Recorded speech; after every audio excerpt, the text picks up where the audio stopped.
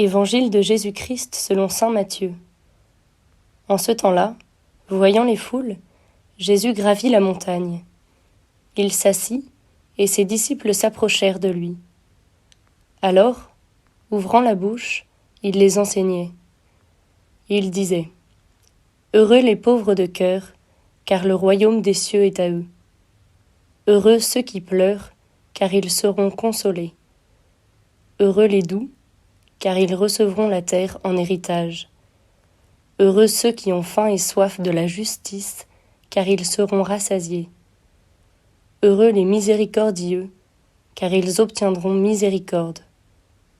Heureux les cœurs purs, car ils verront Dieu. Heureux les artisans de paix, car ils seront appelés fils de Dieu. Heureux ceux qui sont persécutés pour la justice, car le royaume des cieux est à eux. Heureux êtes-vous si l'on vous insulte, si l'on vous persécute, et si l'on dit faussement toutes sortes de mal contre vous, à cause de moi. Réjouissez-vous, soyez dans l'allégresse, car votre récompense est grande dans les cieux.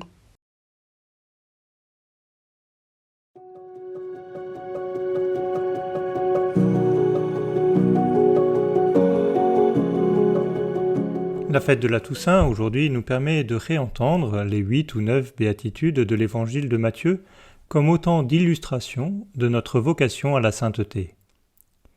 Nous pourrions faire l'exercice, par exemple, de chercher quels sont les saints que nous connaissons et qui illustrent chacune de ces béatitudes. Quel saint a été particulièrement un pauvre de cœur, lequel a manifesté de la douceur, lequel a été spécialement miséricordieux, etc. Les saints ont tous des visages très différents, que l'on retrouve dans la diversité de ces béatitudes. Chacun de nous, à la suite des saints, a une vocation particulière, une manière spécifique de vivre cet appel à la sainteté. Alors nous pourrions aujourd'hui choisir l'un de ces saints qui nous marque particulièrement et la béatitude que nous voulons lui faire correspondre, et décider de suivre ce saint au cours des jours ou des mois qui viennent.